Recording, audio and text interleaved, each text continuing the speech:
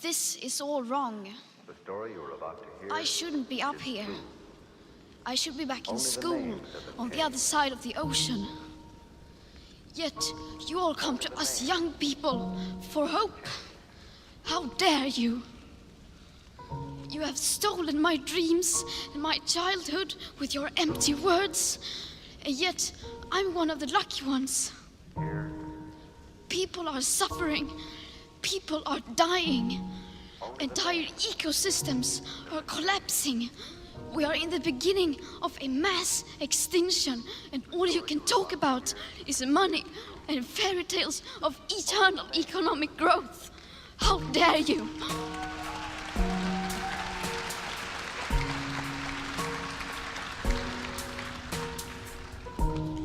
For more than 30 years, the science has been crystal clear. How dare you continue to look away and come here saying that you're doing enough when the politics and solutions needed are still nowhere in sight? You say you hear us and that you understand the urgency. But no matter how sad and angry I am, I do not want to believe that. Because if you really understood the situation and still kept on failing to act, then you would be evil, and that I refuse to believe.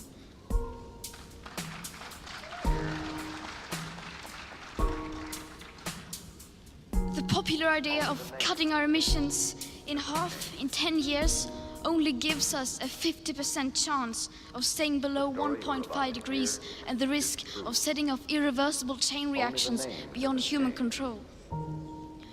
50% may be acceptable to you, but those numbers do not include tipping points, most feedback loops, additional warming hidden by toxic air pollution, or the aspects of equity and climate justice. They also rely on my generation sucking hundreds of billions of tons of your CO2 out of the air with technologies that barely exist.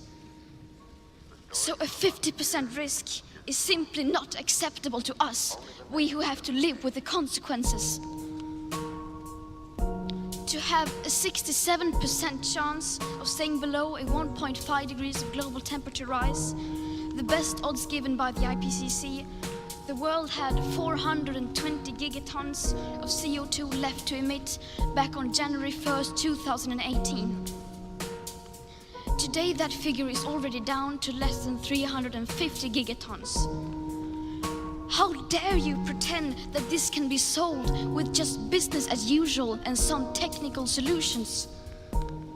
With today's emissions levels, that remaining CO2 budget will be entirely gone within less than 8.5 years. There will not be any solutions or plans presented in line with these figures here today, because these numbers are too uncomfortable and you are still not mature enough to tell it like it is. You are failing us, but the young people are starting to understand your betrayal. The eyes of all future generations are upon you. And if you choose to fail us, I say we will never forgive you.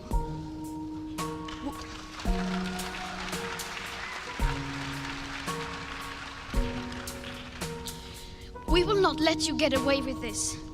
Right here, right now, is where we draw the line.